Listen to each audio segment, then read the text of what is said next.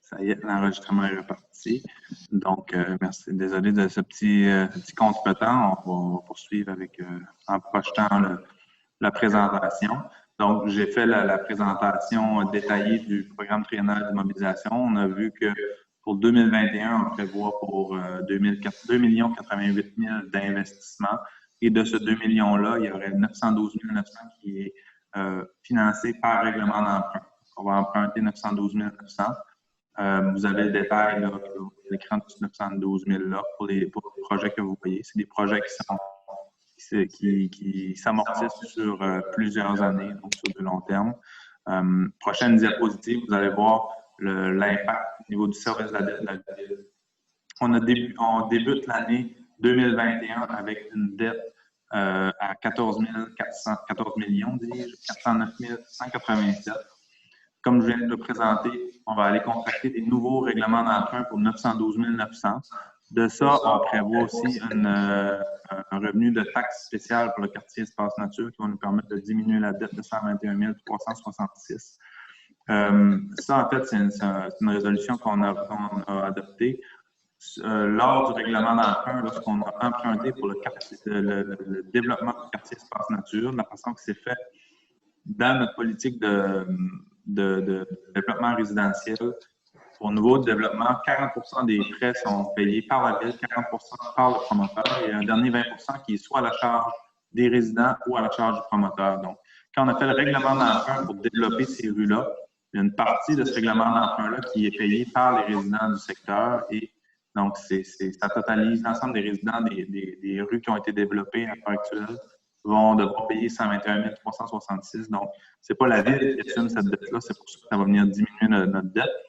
Et en 2021, on va rembourser en capital à même le budget à 1,3 million si j'arrondis.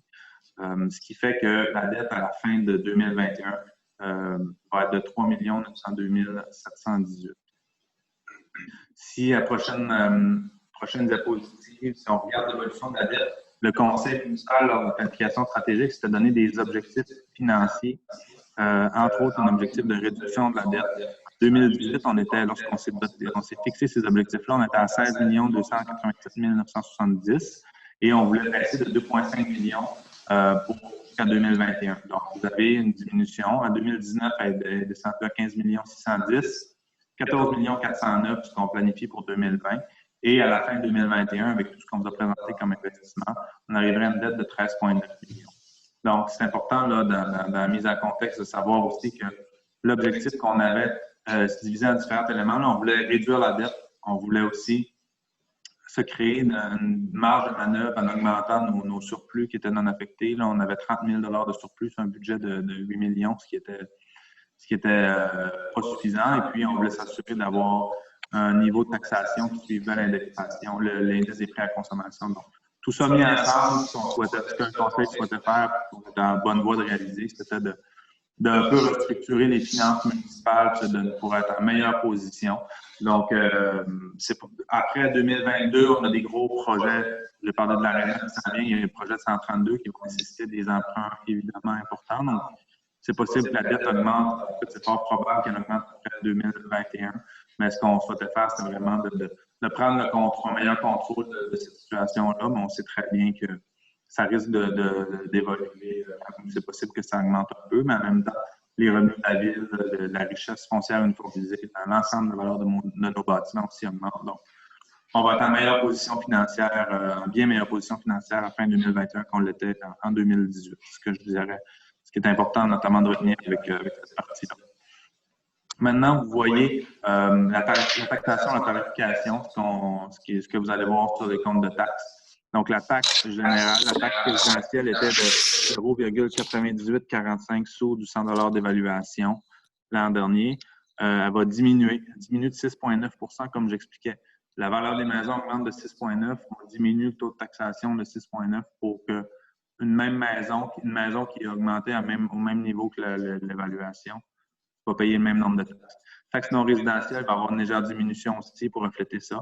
Donc, on passe de 1,61 à 1,57 Et les taxes sur une autre base d'Acaduc, j'ai parlé tout à l'heure, Acaduc Égout, c'est inchangé. Légère augmentation des matières résiduelles parce que la facture monte de 82 000. Terrains desservis à Acaduc et Égout, c'est des terrains où il n'y a pas de maison, mais où les services passent devant.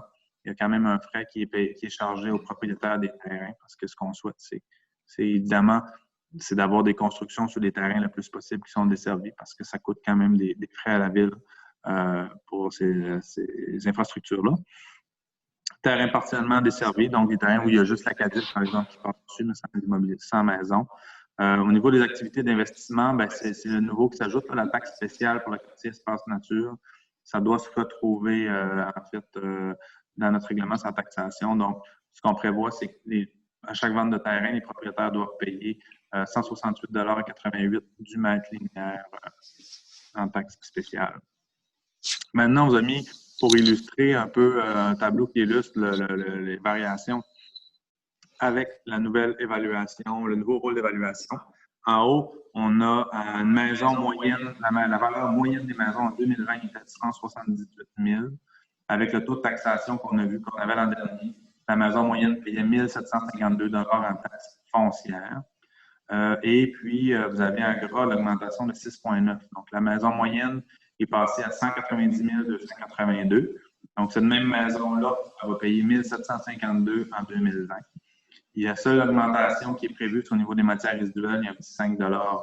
Donc, l'écart pour une maison moyenne va être de 5 $ en 2020 et 2021. Évidemment, selon la valeur euro, il y a des maisons qui vont augmenter de plus que 6,9 et d'autres moins. Donc, il y en a qui vont avoir une diminution de leur compte de taxes et d'autres une augmentation, mais ça va être léger.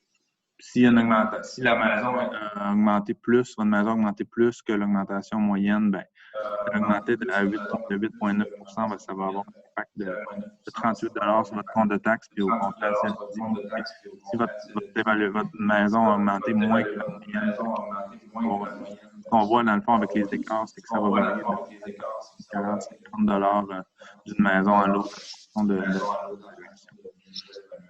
Et on a rajouté un dernier tableau terminant. La masse salariale, c'est une des questions qui étaient posées en séance publique lorsqu'on présentait le budget pour voir un peu les salaires, qu'est-ce que ça représente, c'est quoi la variation au niveau des salaires. En administration générale, on va avoir une augmentation de la masse salariale entre 583 700 à 635 100 $. Essentiellement, en 2020, on avait notre trésorière qui avait quitté, puis on a notre directeur général qui avait assumé la fonction de trésorier aussi. Et puis pour 2021, on a décidé d'embaucher une personne à temps plein, qui est Mme Forel, qui spécifiquement à la trésorerie, est avec nous. Donc, on est revenu à un budget qui était plus similaire à ce qu'on avait, par exemple, en 2019 pour 2020. Conseil, c'est similaire. Gestion financière et administrative aussi. Une légère augmentation là, que je vous mentionnais tout à l'heure avec l'arrivée de la trésorière. Au niveau de la greffe, on passe de 13 500 à 20 000. Ça, essentiellement, il y avait entre autres aussi dans l'administration les élections municipales qui s'en viennent en novembre prochain, donc on prévoit une augmentation. À ce niveau-là, sécurité publique, je vous l'ai dit tout à l'heure, service incendie, on budgète un petit peu plus de sorties de nos pompiers, là, ce qui reste le plus réaliste. Au niveau du transport, les salaires de voirie, une légère diminution. Au niveau de la neige, une légère augmentation globale, ça se rapproche beaucoup au niveau du service de transport. Hygiène du milieu, c'est semblable, 129 331 000. Urbanisme et développement, on a une augmentation dans la masse salariale. On passe de 421 000 à 459 000. Essentiellement, c'est l'ajout d'un stagiaire au niveau de l'urbanisme et d'une nouvelle personne, comme je le mentionnais, à la rénovation urbaine qui fait l'entretien des parcs et des espaces publics. Finalement, loisirs et culture, on passe de 922 000 à 896 750. On a ce qui explique ça pour la partie loisirs et culture, mais c'est dans l'ensemble du budget 2020. On avait 53 semaines de paye. 2021, on a 52 semaines de paye. Donc, de façon globale, une légère diminution de l'ensemble des salaires. Dû à cette semaine de moins, mais on a aussi une augmentation, là, tout le personnel syndiqué dans l'entente cadre. Donc, dans l'entente avec le personnel syndiqué, il y avait une augmentation salariale qui était prévue, évidemment, pour 2021 aussi, qui se reflète là-dedans. Donc, voilà pour le portrait le plus éclairant possible, en tout cas qui est fidèle certainement à ce qu'on prévoit pour l'année prochaine donc au niveau du budget. On va pouvoir procéder à l'adoption. Et puis après, je vais pouvoir passer à la période de commentaires et de questions, si vous le voulez bien. Donc, si je retourne à l'ordre du jour, on est à point 5.1, l'adoption des prévisions budgétaires 2020. On a besoin d'un ou d'une proposeur pour adopter ces prévisions budgétaires. Proposé par M. Alain Turcot. Merci beaucoup. 5.2, on a l'adoption du programme triennal des dépenses en immobilisation 2021, 2022, 2023, qui est présenté en détail. On a besoin maintenant d'une proposition pour l'adopter. Proposé par Mme Denise Leblanc. Merci. Dossier du greffe, donc 6.2, avis de motion pour le règlement des traitements des prévisions budgétaires de l'exercice 2021, l'imposition d'un régime d'impôt foncier à taux varié et la tarification de compensation des services de caduc, égouts et la cueillette des matières résiduelles. Donc, tout ce qui est tarification, ça fait partie d'un règlement et il faut procéder par l'avis de motion et l'adoption du règlement, du projet de règlement. Donc, en 6.2, on a l'avis de motion. Est-ce que quelqu'un donne l'avis de motion? C'est donné par M. David Landry, merci. Et 6.2, on adopterait le projet de règlement 2020-440 sur les prévisions budgétaires de l'exercice 2021. Quelqu'un propose? Proposé par M. Stephen Parent. Il n'y avait pas d'autres points au niveau de l'urbanisme, de développement économique, loisirs, travaux publics, sécurité publique, et voilà. Ce qui nous amène à point 12, la prochaine séance du Conseil. Vous avez noté qui est prévu pour le 11 janvier prochain. Idéalement, ici même, au Quai des Arts, pour les personnes qui veulent venir à la séance publique, assister directement, sinon on va toujours la rediffuser comme on le fait présentement. Il sera disponible sur le site web de la Ville. Autre sujet, il n'y avait pas d'autres sujets, donc j'en serai à la période de commentaires et de questions pour les gens dans la salle et pour les gens en ligne. Si vous avez des questions, ce serait le moment de les poser. Ça fait plaisir d'y répondre. Sinon, Mme Forêt aussi est avec nous pour pouvoir des questions plus pointues. La parole est à vous. Oui, Mme Degary? Toujours dans le sens d'une grande population, là, ça serait une impression, c'est pas dans le chiffre officiel, mais depuis le début de la COVID, on a vu qu'il s'est vendu beaucoup de maisons. Avez-vous vu qu'il y avait réellement eu une assez grande augmentation de vente de maisons qu'elle avait de retraiter? La question, je vais répéter pour les gens qui sont en ligne, là, on a une question dans la salle pour savoir si on a vu une réelle augmentation. On entend parler d'un engouement et puis on se demandait si Mme Degary se demandait si ça se traduisait par une augmentation des ventes de maisons sur le territoire. Oui, de ce qu'on me dit, oui, là, j'ai parlé avec des agents immobiliers notamment là, qui me disaient qu'il y a effectivement un gros engouement, qu'il y a beaucoup de ventes. Je ne sais pas au niveau des chiffres, des droits de mutation, si Mme Forêt, vous avez ces données-là, si ça se reflète dans les états financiers de la Ville. Les droits de mutation,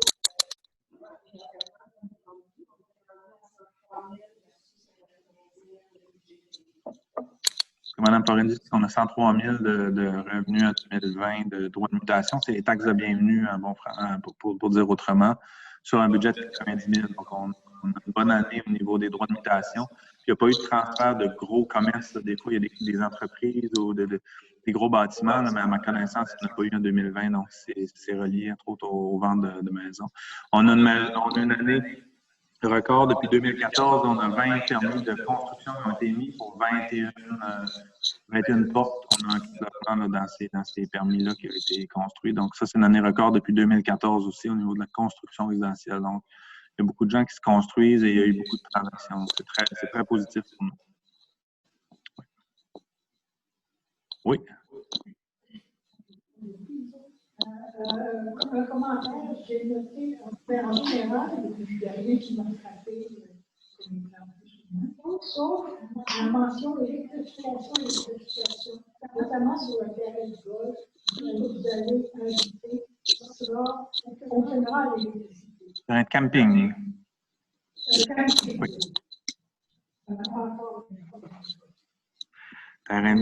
Et puis l'ajout en 2022,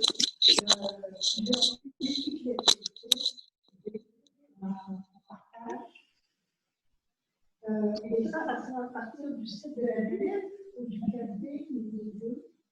La question, c'est de savoir, il y a dans le plan triennal d'immobilisation, il y a prévu des dépenses pour l'achat de vélos électriques.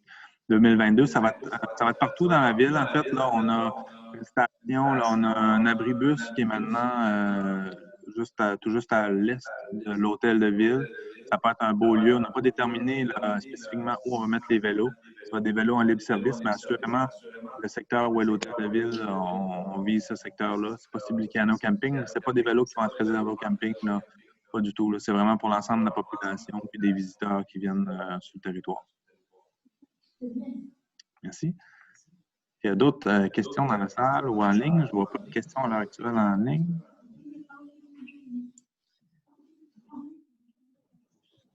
Oui? Je veux juste vous souhaiter de très joyeuses fêtes à votre prochaine municipale. Merci. On a reçu soit de joyeuses fêtes d'une dame qui est avec nous en public. Donc, je ne vois pas, pour les gens en ligne, je ne vois pas de questions. Dans la salle, est-ce qu'il y avait d'autres questions? S'il n'y en a pas d'autres, ben, vous pourrez, à mon tour, vous souhaiter une joyeuse période des fêtes qui va se finir, mais on risque d'avoir un peu de neige. On a la chance même d'avoir des grands espaces. Malgré le confinement, on peut profiter de la nature qui nous entoure. Donc, je vous souhaite très joyeuses fêtes. J'espère que vous allez pouvoir en profiter amplement, comme je saurai le faire. Donc, si ça vous convient, je pourrais procéder à la levée de la séance. Je vais vous donner une proposition proposée par Mme Richard.